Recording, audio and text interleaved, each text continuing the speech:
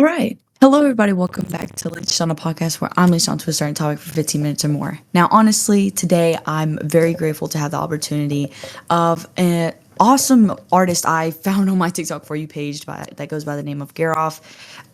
She will be one of my first musician guests that I've had on this podcast. So I hope you guys enjoy her as much as I've enjoyed her and having her on here. This is kind of a little preface before I'm actually talking to her. Here in a bit, I will play a little bit of her music. And yeah, I hope you guys enjoy this video.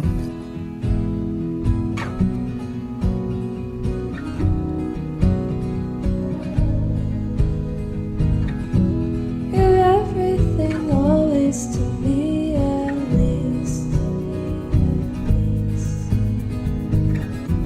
Your angler rides on in my memories. When your blue eyes flicker like motel lights. Hello? Hi, Oh my goodness. Hello. How are you? I'm good. How are you?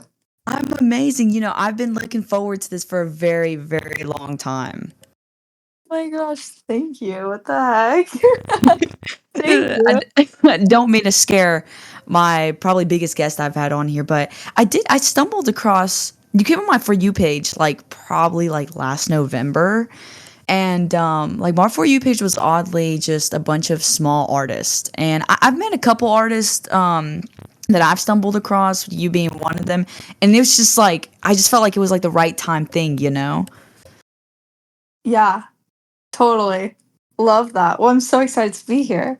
Well, that's amazing. I'm here to just go off the bat and just ask some amazing questions, just to get to know you better and let the audience know a little bit more of what who you are and what really is. How do you say? Is it Garof? Garof. Garof. But everybody thinks it's Garof, but no, Garof. It's from my last name. My last name is Garofalo, but my like sophomore year roommate used to call me Garof as like a little nickname. And so I thought it was like a funny artist name, so I didn't have to, cuz my first name is Mia. So I didn't have to just go by like Mia or something. I chose Garof. Yeah. No, I mean that's an awesome stage name. I mean, every time I see it, I'm like, oh my gosh, am I saying it wrong? I mean, I'm from the well, for you, I would be the South. I'm from the Oh. Carolinas, so Oh. this is this is pretty long distance, probably couple days, honestly, apart. So how did you end up finding your genre? So I'm from Portland, Oregon, and I think I grew up listening to a lot of like Brandy Carlisle, a lot of like kind of folksier, indier music, per the kind of like Pacific Northwest scene. And so I think that that just felt the most natural to me. I mean, it's kind of everything that I mostly engage with and what resonates the most with me. But also, I mean, I was a very alternative teenager. I mean, I guess I wasn't very alternative. I'm pretty like normie. What am I saying, bro? But like I really loved like what I'm trying to say is the 2019 Oh, Claro phase was like very prominent. Like that's very impactful for me. That was like yeah, that's very formative in my like taste, I think. And so I think that that mostly informed my musical taste. But now I'm sort of I don't know, I've also really always been keen on country. Oh my oh god. goodness. I've always been like fun with like I've always loved country, and recently I've been getting into some like weird like I don't even know. I've been getting into like not house per se, but Ooh. like weird electronic music. And what's funny is I just made like a pretty like I would say pretty dancey-ish Oh. song. Like definitely the most I mean like I've been posting it all over TikTok. It's called Slick Back. It's like I don't even like if you've heard it, what would you call it? Maybe it's electronic. I don't know. I made it with kind of like a house laid back beachside producer. Ooh. And so I think that it kind of has that kind of sound. But yeah, that was definitely the weirdest thing I've done genre wise. So long answer. Indie pop. So what you're saying is you could basically do any genre. Like if I if I asked you to come up here So and do what some I'm country, saying is basically that, yeah. just simplifying it so us non-musicians can understand. Because I think you saying a little bit of alternative kind of influenced you makes the most sense. Um, Yeah. when I first, I've got a good friend of mine. She listens. I'm sorry, I would call that genre just mountain music, like organy Yeah, music. yeah, yeah. I'll take it. So my Great. friend, I mean, yeah. yeah, no, she listens to stuff like that, and she really liked yours. It was Mountain Lines that she really was like, oh Yeah. wow, this one's it's just right up my alley. Now I do want to debunk this rumor, but are you like, since you have a song on Spotify, are you able to see what playlist people have your songs in? I am, yeah, but I'm only able to see ones that have over 3 likes. So if your playlist has over 3 likes, I can see it. But Hmm. otherwise, like here, I'll show you Mountain Lions, or I'll look it up. I mean, I obviously can't show you, but it says it's on like 300 or something Oh playlists. Wait, what wow! does it say? I have no clue. Actually, we can check it right now. 12 months. It's on. Oh my gosh, it's on 474 Holy playlists. Wow. crap! Yeah, but when I go to check it, it'll only show me like 10 to 15 because those are the only ones that like Are are public. or no, it's not that they're public. I mean, yes, they are public, but they're public and over 3 people have that playlist saved, Oh, if that okay. makes sense. So basically, it Yeah, also has and to be so if you popular make a too. playlist, yeah, it has to be like, I mean, semi-popular. If you make a playlist and it's literally just for you, nobody has it saved, then I don't know that it's on there unless I go to your profile and scroll and find it. But I Oh. can't, yeah, that's the only way I can like find, if that makes sense. That's the only way I can see. So would you figure out what your yeah, does that help you figure out like kind of what your audience does listen to? Or like what's the craziest song like Yeah, playlist that you're in with another song that like does not correlate to your genre at all? that's a really funny question. I've never thought about that. Except I'm added to like a lot of things that I think would make sense, like clinical depression. What? That song has like, because it shows me like when I click on it, it'll say like your song has been streamed X amount of times on this playlist. So like when somebody's listening to this playlist, Mhm. they've heard your song this many times, and that's for everybody, if that makes sense. Yeah. But the biggest one is clinical depression. People have heard my songs. Both my songs are on there actually. It's one of like my mutuals who put me on there, Oh wow. and so she has Only You and Mountain Lions, and it's 152 for the two of those. But there's a couple like, I think it's Swedish. Oh It's wow. called Matterbo and Chill. I don't know, but they put Mountain Lions on there. And now that I'm looking at this, I'm on a gaming hour. It says Oh. RF gaming hour. I don't know what that means. Hey, some And people are then like, killing people out yeah, there listening to your music. I know, and it's Only You, so it's like, hello. Like, wow, you guys Imagine must be playing going through Fortnite it. with Only You in the background. Like, hello. That's hilarious. So this is like your first time kind of looking at those analytics live, pretty much. Yeah, I mean, like, I think when I put out like the two songs, like the two main ones, Mountain Lions and Only You last fall, I would definitely look at it a lot more. But I kind of forgot about it until you just brought it up. So how long have you been making music? So it's actually funny. And I can tell you the real story, or I can tell you, well, I'll tell you the real story. So, I mean, I guess to start, I've always loved writing and I've always loved music. I used to do competitive musical theater growing up, Wow. and I'm a student at Chapman right now. I'm going to be a senior in the fall. And I came here as a creative writing major. And so I've always loved music. I've always loved writing, but I started making music last July, so almost 1 year ago today, Ah, because I used to date somebody. I live in Orange County, which is like LA adjacent. okay. And it's like we're right below LA. I go to LA a lot, but I dated a music producer and like music industry exec who worked in LA. And I think it was a very turbulent relationship as it goes when you're 19. I feel like everybody has like a turbulent relationship at the age of 19, but it was a very turbulent relationship. And after it ended, I think I just had this feeling of like, during the relationship, I didn't really feel like I had a voice or that I was really empowered to do anything. Mm, And I think my biggest thing has always been being like kind of creative and being a very, I guess, free spirit. right. And so after the relationship, I was like, how funny and fun and awesome and empowering would it be if I just like started making, producing, and putting out all my own music, not Wow. caring how good it was or what it sounded like literally just going for it and doing it. And so that's how I wrote Only You. I just got like GarageBand on my laptop. I had never done this before. Garage band. And if you know the thing Splice, you can just download like loops. I just Oh, downloaded a ton of random loops, and within 2 hours, I made Only You. I wrote it, recorded it, produced it in 2 hours, and that's the version that's on Spotify now. wow. And so that's how I've been doing that. And same with Mountain Lines. It was actually really funny. I had the flu, and I was just like homesick, kind of crazy. And I found the like lyric, "You're everything always to me at least," just saved in my notes app. And I Oh. just built it off of there and like based off of that line.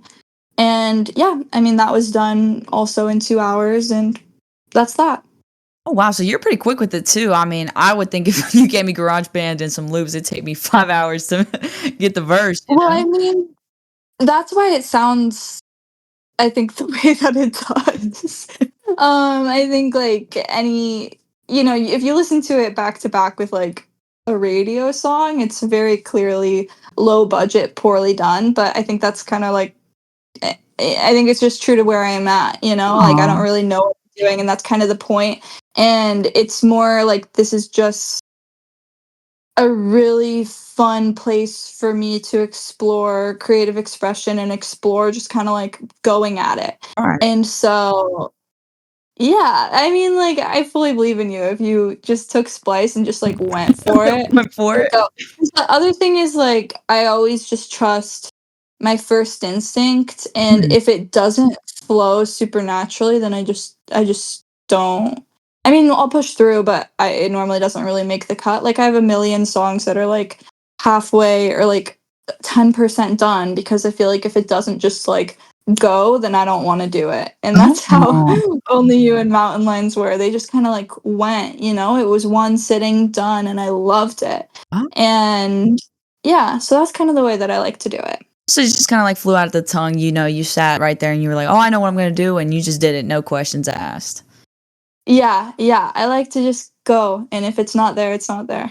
So do you have, like you mentioned you have some 10% songs. Do you have any that are, like, maybe 80, like, 90, like, you could probably be releasing it within by the end of the summer?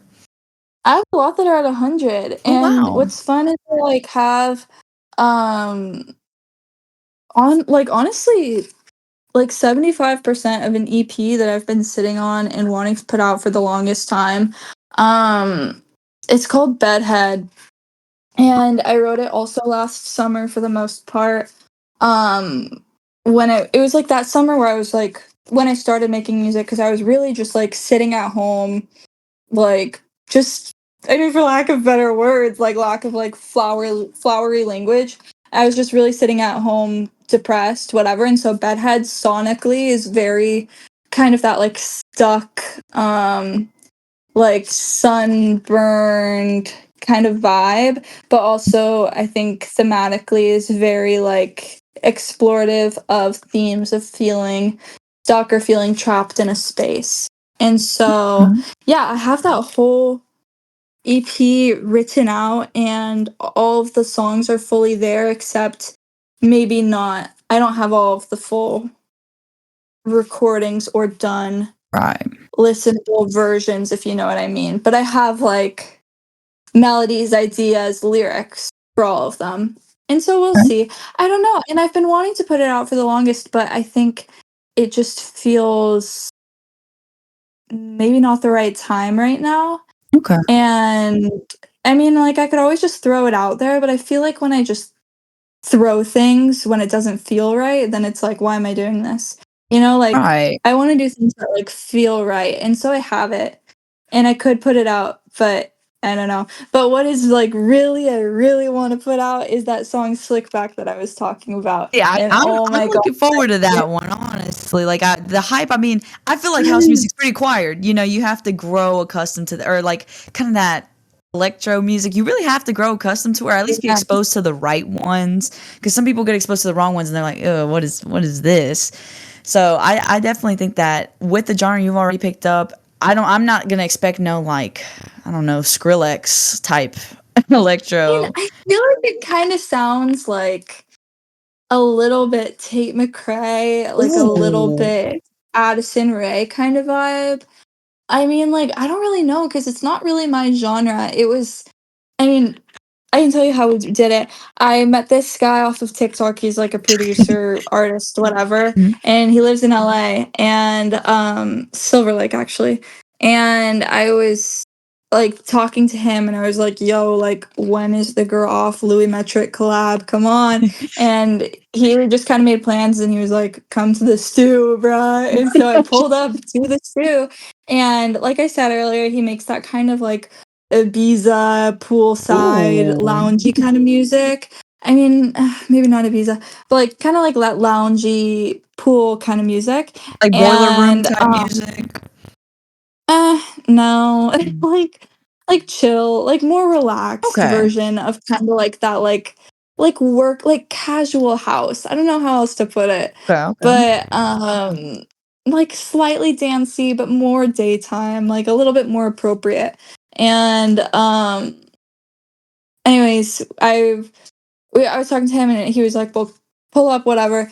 And I get there and I had lyrics and a song idea that I really wanted to do, but we were sitting there trying to make it work and it just wasn't Mhm, clicking because honestly, like I kind of had direction, but it wasn't perfectly aligned and it just wasn't his like area where he could like fully grasp the vision. So like it was just a ton of misalignment all around, not on him, not on me. It just wasn't there. mhm, But finally after like literally 6 hours of sitting trying to make this work and it sounds like terrible. We're like, okay, whatever. He has like a ton of beats on his laptop, and I'm like, let's just get a track by the end of the day. Like, I want to have some song done. And so he just played a random beat, and I found the like verse of the song just in my notes app and we mhm. just recorded it in like we made the entire song in like 40 minutes and that's what I'm Wow. talking about. That's the way I love to do it when it just flows and it's right and it just comes out. That's totally how I love to do it. And so yeah, that was that and it was I think it sounds amazing. And what I'm waiting on now and why I can't put it out is because we recorded it so quickly, there's a second verse in there Mhm. that literally sounds like the whole song phenomenal, amazing, can't believe it, right? Right. And then you get to the second verse and it feels like you gave some kindergartner the microphone and you said, "Here, hop on the track." It's terrible. It's god awful and it ruins the whole song. And so I'm waiting for him to just kind of like cut that out and Right. make like put something in its place, you know what I mean? Yeah, like him to do his part And he's of it. like, no, he's not gonna hop on the track. He's just gonna like edit like me. It's gonna like you know what I mean. It'll be like a Yeah. little edit in that part. And so I'm waiting on him to do that and he's taking his sweet, sweet, sweet time. So Wow. Louis, if you hear this, hurry your butt up. Like hurry up. But whatever. So was he the Brandy Love him. He's Studios guy? awesome. No, Oh, actually, wow. that's funny you say that. He's not, but the two guys who came to Brandy Studios with me are two amazing, amazing guys, Roland Font and Cameron Jamosby, who I've worked with both of them in the past and they're both phenomenal. Obsessed with both of them. See, now I know most of the ones that most of your recordings were kind of covers. What made you choose, first of all, Across the Universe by what's that, Yeah. Fiona Apple, and Big Girls Don't Cry? Like, why those two? You know, you could have picked any song, but you picked those two. Why? Yeah, it's funny you say that. And I'm gonna correct you slightly. Across the Universe is actually by the Beatles. Really? I thought it was by But Fiona I Apple. knew I knew it as Fiona Apple too, and then I got made fun of because it's Fiona Apple's cover of a Beatles song. But I did do Fiona Apple's like kind of rendition when Okay. I recorded. But why I picked because I at Brand New Studios I did Only You and then Across the Universe and Big Girls Don't Cry, like you said. Um and the reason I chose those three is because this is actually like a funny story maybe, but in high school I like followed this fashion TikToker who talks about having 3 words that define your personal style. And so in my head, I think ever since I was 16 and I'm 21 now, Wow. I've kind of had an idea that I have these 3 words, which are like number 1, undone, which is kind of like my relaxed, casual, loose, effortless Mhm. kind of vibe that I Right. have going. Number 2, romantic, which is like that sultry, whatever kind of energy. And then number 3, what did I used to call it? Number 3 is adventurous. Adventurous was my third one, which is that playful, have fun with it, experiment kind of vibe. Right. And so I wanted to pick songs. Those are like I would say like the 3 kind of pillars of my personality.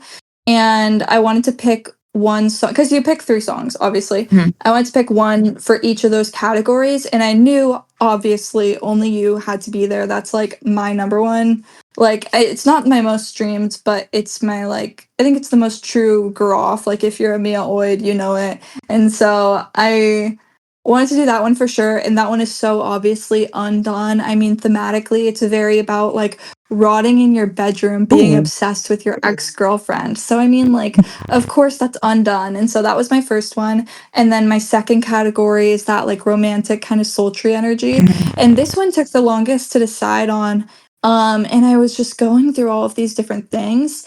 But I chose Big Girls Don't Cry because I resonated it with it so much in middle school. I like would literally sit in my bathtub and play it and like force myself to feel, you know what I mean? Like really try Yeah. to like get in that vibe. And so I chose that one. Also, I think the way that it's sung. I wanted like a song that I could like really belt, and so I chose that one. And then to like let out that musical theater side, whatever. And then the third category was adventurous, and I chose Across the Universe. I think because it's a very existential song for me, Mhm. and I think that's also, like, very true to my, like, inner worlds and how I perceive things, and so I just thought that it was really true for me in this moment too, and I really just I mean, I love it. Right. It's been such a huge part of what I've been listening to for a really long time, and it just really resonates with, like, my love for what's the word? This is so random. Psychological psychological kind of weirdness. Like, I mean, Hmm. existentialism. Yeah. Like, it feels very, like to me, Across the Universe holds a lot of philosophical weight, and Ooh. so I really love that, and I think it's really beautiful in that way. Yeah, and I think it has a great message too, and I mean, it's all kind of talking, like for that one to be the last song, it kinda wraps things up nicely and kind of summarizes the whole ethos of my brand, which is just letting life flow and Ooh. being who you are, you know? Yeah, no, That's I completely yeah.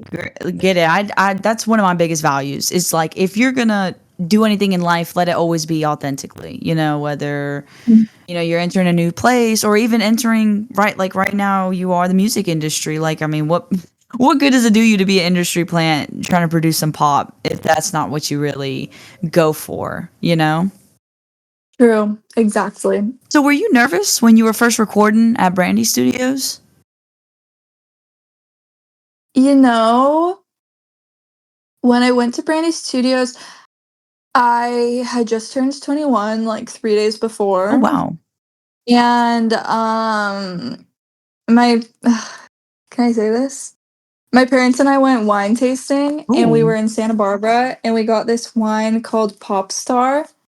And so, I had a little bit of that before I went in, Oh, so and I you was yeah, fine. you kinda, like, calm down a bit. I mean, wine is, like, the Yeah. calmer one Yeah, of the I just, bunches like I anyways. had, like, a glass or 2 of wine before I went, and I just, like, kinda zenned out. Yeah. That's nice. See, yeah, I was about to say if Yeah. you were like a nervous wreck in there, I'd be shocked because you can't tell it when you're singing. I mean, it genuinely sounds like you're going with the flow. So You I know what's actually funny is, like I mean, that's always been my whole thing is, like, I never was like, "I'm gonna make music because 'cause I'm a perfect singer and I'm so good all at right. this." I think you can obviously tell through what I've been saying, like, it's very much more of just an expressive, fun thing for me, Mhm. and what is actually funny now that you say that is I remember being at Brandy Studios, and every time, like, we went, I just wanted to do it and, like, go and be done. Not like, "Oh, I'm trying to get this over with," just like, I wanna do it one time and I don't feel the need I don't wanna overcorrect myself. And Oh. they were, like, making jokes, they're like, "I feel like you're the fastest," like, because you also when you get there, you pick out the outfits, from them, they have, like, a closet that you pull Oh from, shoot. and, I just kinda picked out my outfits and I was ready. And they were like, "Wow, normally people take an hour trying to decide what to wear, they're calling their friends, asking people for opinions, but you just grabbed, like you tried on a couple things, but you kinda just grabbed it and went." And I'm like, "Yep, that's kinda the vibe, that's kinda what I go Right. that's how I operate, for sure." See, now we're already talking about Brandy Studios. Now I'm also Yeah, familiar that you do work at a Brandy. So I'm seeing I these do. correlations with you and Brandy. What's next? You're gonna make a song being off Brandy? That would be hilarious. Yeah, it's actually funny, I got hired at Brandy Melville and, like, they're completely unrelated. Like, it's not like I asked my boss, "Oh my gosh, can I do Brandy Studios?" Like, no. I just got hired at Brandy Melville and I also booked the Brandy Studios thing, like, right around the same time, and it was hilarious. Like, everybody at work, because I would tell them for, like, a couple months, I was like, "I'm gonna go to Brandy Studios, I'm gonna go to Brandy Studios," and Wow. nobody believed me until I posted the photos that I was there. And then nobody What? believed me that I actually sang until I got the recordings back and I posted videos of me singing there. It was hilarious. Nobody everybody thought I was kidding, but no. Oh, the first time you weren't I was actually kidding online. I know. Because I was about to No, ask you. you I was know, about to that's ask you. funny too. I think it's about time we talk about the Rami Mars incident that got you pretty viral on TikTok. Did that one? Yeah, that one did pretty well. Yeah, there's been so many. I think my biggest lie is this one went very viral. It had almost 1 million views, and I had to put it on friends only because it was getting me so much hate and so many like threats, Oh my whatever. But goodness. I posted that I matched with Barron Trump on a dating app. This was, like, right after the election, and that is, like, obviously untrue, like, the joke was, like, I matched with Barron Trump on a dating app, and before I could, like, say something, like, explain to him why his dad is terrible, he unmatched with me. That's obviously a lie, but it got 800K views, and people were commenting, "Oh, he would never match with you," Oh, whatever. People wow. were like, "Oh my gosh, is he actually on this dating app? Blah, blah, blah, blah, blah, blah, blah." And it's like, "No, duh." But yeah. But the Romy Mars one was also a lie. Yeah. There was one I posted about Gracie Abrams. What was it? Oh, my ex cheated on me with Gracie Abrams. That one's at like 400K views But or that one's building something. up. That It one's has to also cultivate. yeah, that one's also a lie. Yeah, 400,000 views. What's it at? Like 600,000 or sorry, 60,000 likes or something. Yeah, that one got me in like not a lot of trouble, but whatever. Yeah, but there's like some like casual lies. But the thing is, like, none of my lies are like, I would never lie about something that's like harmful. Like, even in the Gracie Abrams one, that's the one I felt the most uneasy about. But in the caption and all throughout the comments, I was like, she had no clue. And like made it very clear in the comments that like, This it was has to be a me. joke. I'm the weird one. Yeah, yeah. Like, I made it very clear, like, this is like not real. But, yeah, none of my lies I would never lie about something that's, like, Yeah, evil 'cause or, it like, will destroy someone's mean-spirited. reputation. The what? Like, Oh, it no, no, it it would could've never destroyed ruin them. somebody's reputation, and it would never be like, people lie about things to, like, gain a ton of sympathy for themselves. I wouldn't lie about something like that. Oh. You know what I mean? So you're So, I ethical with your wouldn't. lies. I'm ethical, I'm an ethical liar, and I wouldn't really call it liar, I would say I'm a Storyteller. prankster. I'm a storyteller. I'm a storyteller, You're of just using course. your creative freedom and the internet. Mhm. Mhm. Yeah, I don't know if you know, but there's this app called Wattpad. I think you should check it out. Maybe you can. Oh, become a writer on there or what? Like, Maybe make perfect. a Baron Trump XYN. Oh, oh, oh. Okay, that's an idea. Maybe I'll just make a song about that. Oh, Baron Trump. That'd be great. Perfect. Man, I would hope that that's what they blare throughout the White House as their alarm system. Free, Yes. birds and roosters when you got Garof here. Perfect. Literally. So, if you don't mind me asking, what is your deal with Orange County? I feel like you hate on it a lot. I personally, I've never been to I Oregon, do. but it looks like heaven on earth.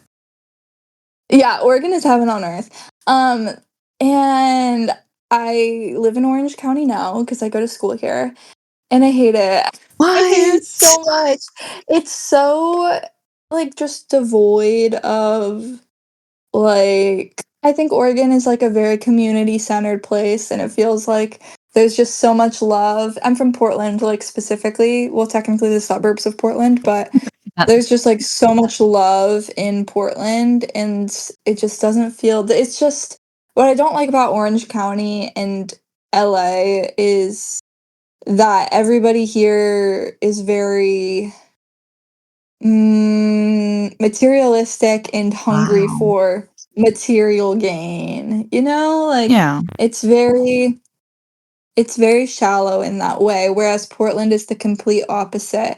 I feel like I grew up very much, like, thinking that you could just kind of be whoever you want and just experience joy and love in your life, and I think that's how it should be, but in Orange County, I think the biggest thing for people is, like, I don't know, preserving some weird sort of identity, Mhm. but their identity isn't even necessarily rooted in authenticity, it's rooted in, like, material association. I think it's weird. Oh. And so I don't love that about Orange County. And it's also like everything it's just like strip mall after strip mall. There's no trees or anything. Ooh. The air is all like from Human. 7-Eleven. It's just I don't know. I don't love it. It's a weird place to be. So now this is a bold assumption I'm making, but I feel like you can probably feel out the vibes of an area. Is that correct or is that Mhm. incorrect? Yeah, totally. Totally. So I've always wanted to know this. I've never stepped foot in California or Los Angeles, but does it feel like not evil, but does it feel dark there? Like does it feel like there's just something off? Not even just like the materialistic, but just like that their people are there for just more sinister reasons than what they show. Mm. I wouldn't say that it necessarily feels dark. I would say that it feels empty though, to Mm. me. That's just my opinion. Okay, I mean honestly, I think that's worse. At least Yeah, sinister no, I has a do think it's feeling. worse. I do. Yeah, because I think dark is at least like dark, at least there's hurting, and then at least they're coming from a place of like having a heart. Right. But empty, it's heartless. Yeah. Because I would say it's the same as like, I don't know. I would rather somebody says something mean to me than somebody says that they're like indifferent about me. Because if they say Oh something wow. mean to me, then it's like, okay, at least you feel something. Right. But if you why? No, why? Um oh, I thought you said why. I'm like, um, how do I elaborate further on that?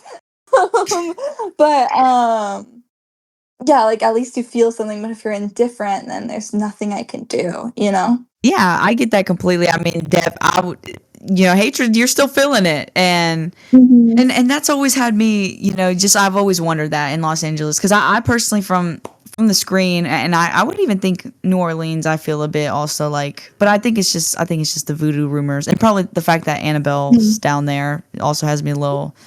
edge of my seat a bit.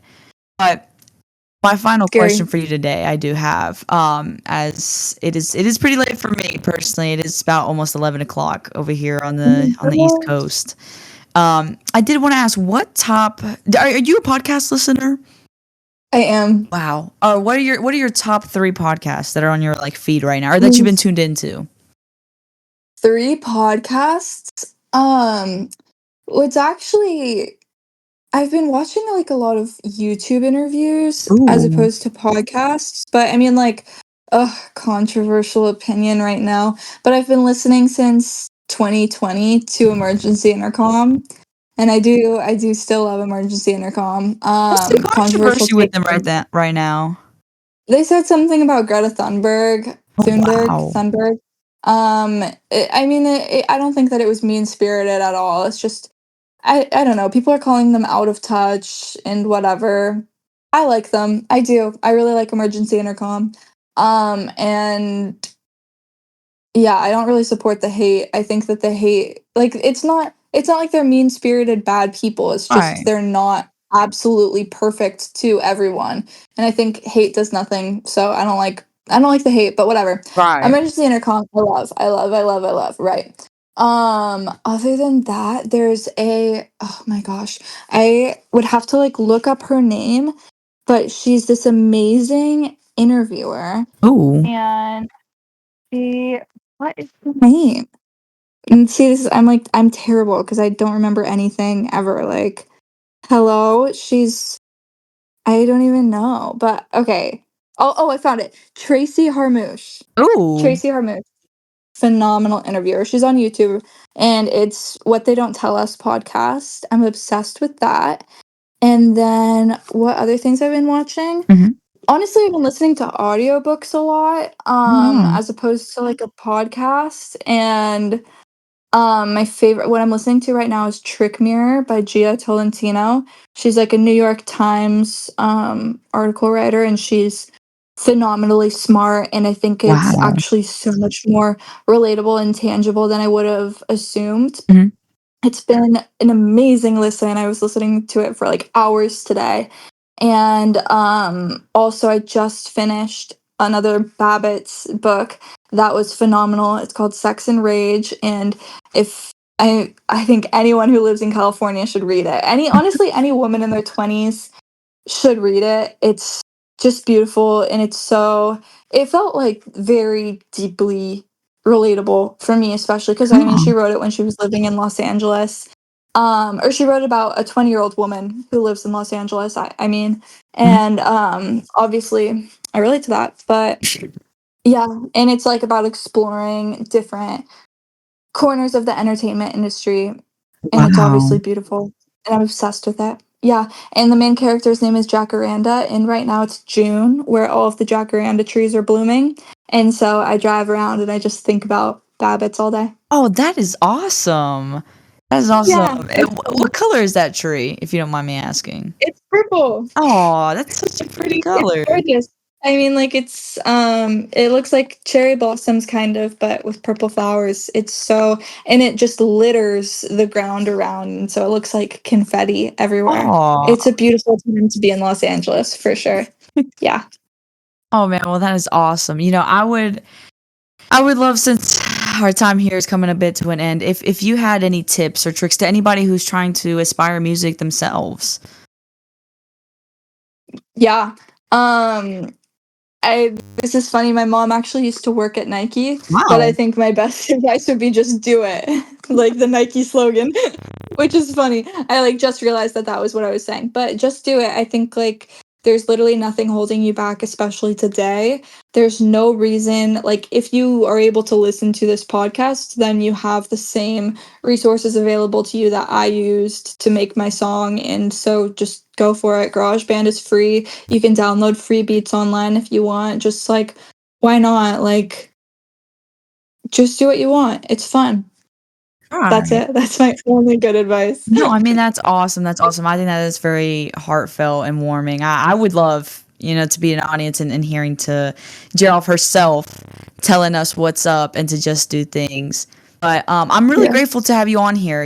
With tight scheduling and losing emails and folders. I'm really glad to still have had you on. Yes, thank you so much. I loved being on. This was great. Of course, thank you, thank you, thank you. And I'm gonna